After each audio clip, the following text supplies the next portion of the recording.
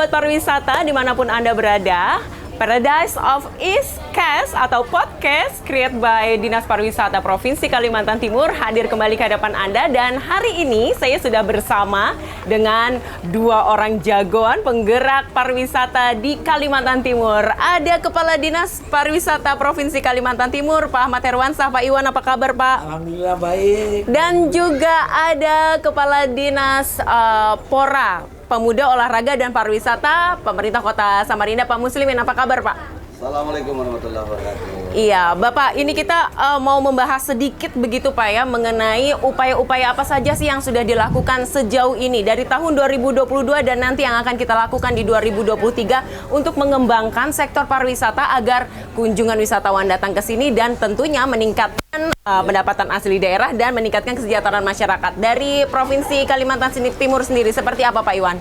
Baik, yang pertama kita ada punya kawasan pariwisata dulu. Kawasan pariwisata 1 dan 2, di mana saya ambil contoh Samarinda ini dia masuk kawasan strategis 3 di kita, Samarinda, Tenggarong, dan Tanjung Isuy. Begitu. Jadi pengembangan yang dilakukan di sebenarnya kawasan ini itu adalah kawasan dedicated programnya Pak Gubernur. Cuman memang lebih banyaknya ke 3 danaunya. Samarinda juga masuk di situ. Jadi mulai dari pengembangan destinasi itu yang kita lakukan, banyak sekali pengembangan di sana selain pembagian wilayah, kemudian ada seperti pengembangan kelompok masyarakat di Bendawi, ada juga pembinaan terhadap Sampras yang ada di sana, kemudian juga investasi. Di Samarinda ini investasinya yang dikatakan oleh Pak Kadis tadi, Pak Muslimin, itu kawasan penyangga di depan Sungai Mahakam itu tadi. Itulah kawasan investasi yang nanti akan kami bawa juga ke forum FGD bisnis yang ada di KSP 3 itu yang pertama. Kemudian banyak sekali kegiatan event di Samarinda ini untuk menarik jumlah wisatawan. Kita berharap selain Festival Mahakam yang memang sudah banyak sekali mendatangkan tamu, itu kegiatan-kegiatan event-event yang ada juga banyak sekali di sini yang memang itu mesti kita tingkatkan lagi keberadaannya, manajemen eventnya mesti diperbaharui, dan itu sudah dilakukan juga sebagian untuk meningkatkan kunjungan wisatawan ke kita. Tambah lagi kegiatan kelembagaan tadi, salah satunya peningkatan kapasitas sumber daya manusia. Kampung Ketupat saja saya bilang ke Pak Lurah, silakan Ibu berkomunikasi dengan kabit saya bidang SDM tentang penyajian makanan, bagaimana mengelola homestay ini.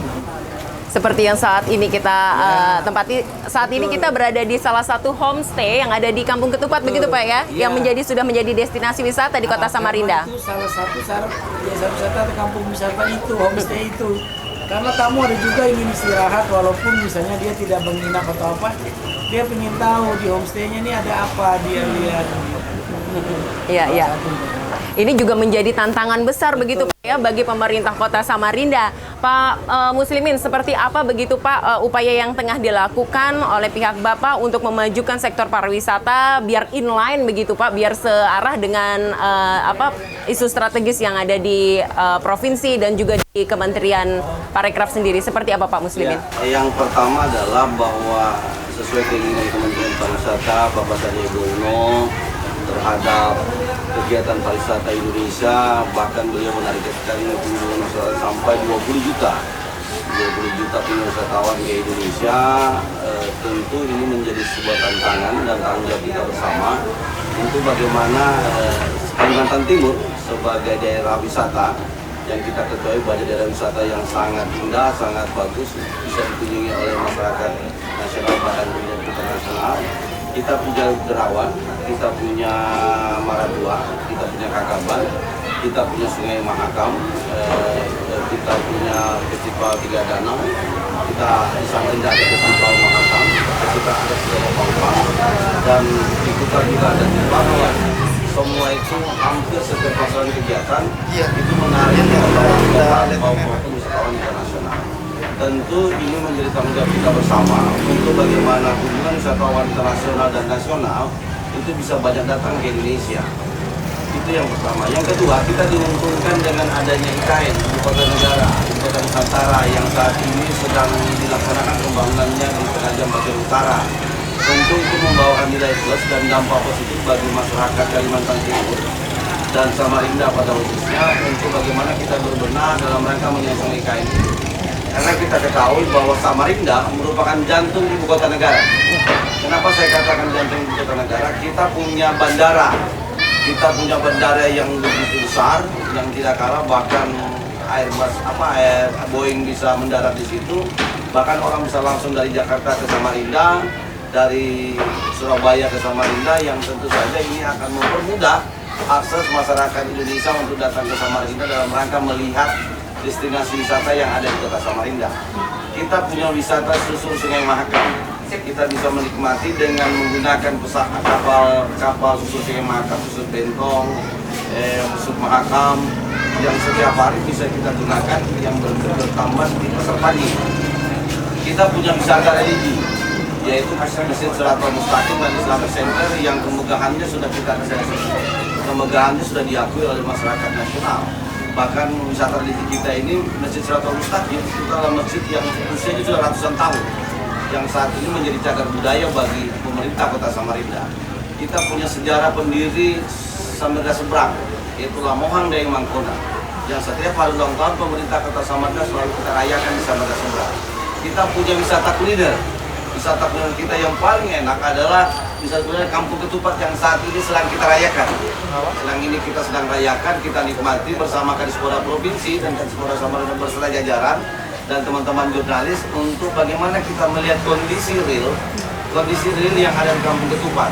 Bahkan dalam waktu dekat kami akan bersama-sama Kadispora Provinsi bersama elemen masyarakat untuk bagaimana melakukan pembersihan dan pengecetan ulang terhadap wisata yang ada di Kampung Ketupat ini. Kita berharap dari bulan ke bulan, tahun ke tahun terjadi sebuah peningkatan terhadap ekonomi kreatif yang ada di wisata Kampung Ketupat ini, termasuk bagaimana masyarakat bisa datang ke sini, akses kita tingkatkan. Baik. Saprasnya kita tingkatkan supaya orang datang ke sini itu dengan nyaman, enak dan betah untuk tinggal di sini.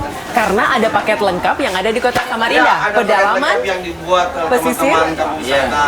iya, pedalaman, pesisir, sejarah budaya juga ada di sini ya Pak ya, paket lengkap. Belum lagi sebagai kota penyangga dari Ibu Kota Negara Nusantara. Pak Kadis, Pak Iwan, bagaimana nih Pak kesiapan dari Kalimantan Timur sendiri begitu Pak? Karena 2 tahun terakhir sejak ditetapkannya IKN ada di Kalimantan Timur di PPU dan Kabupaten Kutai Kartanegara, otomatis juga membawa dampak yang sangat besar bagi sekitarnya, khususnya untuk sektor mais. Seperti apa Pak? Baik, kami udah ditantang bagaimana Pak Kadis kalau kita melaksanakan wisata mais di Kalimantan Timur, khususnya di penyangga IKN ini. Bagaimana hotelnya, infrastrukturnya, semua kita ditanya, travel yang melaksanakan, bagaimana pendampingan IO-nya. Jadi kita harus menyiapkan. Makanya ada kemarin itu di Balikpapan kita untuk pemandu itu kita beri sertifikasi.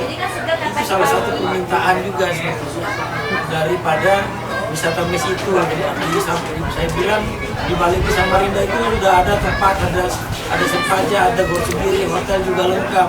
Kalau masalah kendaraan dia perlu ribuan 200, nanti kita tunjuk siapa yang mau koordinir untuk rental mobil itu. Hotel-hotel itu sudah siap, cuma memang yang diminta itu adalah satu ruangan untuk pimpinan teratasnya itu lengkap dengan tempat makan. Dia tidak mau makan di rame gitu, jadi mau sendiri-sendiri. Itu yang hotel-hotel harus siapkan. Kemarin itu diminta dari Dagdagri itu, sebenarnya kalau bisa di Balikpapan itu setiap hotel ada tempat itu.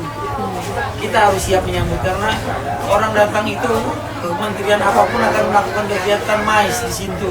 Bagaimana meetingnya, memberikan insentif terhadap tamu kita bawa kemana mereka. Terus konvensinya acara apa di situ dan berpameran juga kita buatkan. Kita contohnya aksi kemarin wisata mes itu dibuatkan, memang banyak sekali yang terlibat di dalamnya sampai hotel itu aja sampai kelas bawah pun dicari karena tidak semua bisa di cover ya Pak ya? Ya, hotel itu karena banyak sekali si pimpinan ini punya perangkat yang harus datang satu komplit yang terlibat dalam acara itu ya Pak ya? baik mobilnya, kelasnya, hotelnya, siapa yang bawa kami, mau dibawa kemana, itu harus kita siapkan. Makanya saya bilang sambil jalan, kan pasti nanti kami akan ditanya itu, siapkah kemana, kalau wisata mesnya, dimana tempatnya, itu kemana tempatnya. Baik, terakhir Pak, sesuai dengan arahan Pak Menteri, begitu, pariwisata berkelanjutan ini menjadi sebuah isu dan juga tantangan besar bagi kita penggiat pariwisata begitu di daerah untuk bisa sama-sama agar nantinya begitu kan dampaknya sangat luas ya Pak ya, agar nantinya generasi selanjutnya masih bisa menikmati begitu. Seperti apa konsep pariwisata berkelanjutan yang saat ini telah telah diprogramkan atau telah dilaksanakan di Kalimantan Timur? Kan ada istilah ekowisata tuh pariwisata yang berkelanjutan gitu. Jadi orang datang itu tidak merusak, dia foto, dia menikmati, dia pulang. Itu kita arahkan, boleh dia ikut nanam padi, boleh dia ikut nangkap ikan, tidak apa-apa asal tidak merusak. Jadi konsep ekowisata, edukasi wisata juga memang lagi diterapkan di seluruh dalam melaksanakan pariwisata yang berkelanjutan itu. Kita tanya juga nih bagaimana dengan Kota Samarinda untuk konsep pariwisata berkelanjutan yang sudah dilaksanakan Pak? Jadi begini, Bapak Wali Kota Samarinda saat ini sedang mencanangkan pembangunan teras Kota Samarinda dalam rangka bagaimana Samarinda menjadi daerah kunjungan wisata yang berskala nasional bahkan internasional. Teras Kota Samarinda ini akan menjadi sebuah identitas wajah Kota Samarinda yang dicanangkan oleh Bapak Wali Kota, Bapak Dr. Haji Hadi Harun, yang tahun ini sudah dianggarkan untuk perencanaan pembangunan pertama segmen teras Kota Samarinda. Pembangunan itu dibangun dari jembatan 1 sampai jembatan Mahakam dengan ada 4 segmen. Ada segmen hiburan, ada segmen religi, ada segmen olahraga, dan segmen bisnis serta kuliner.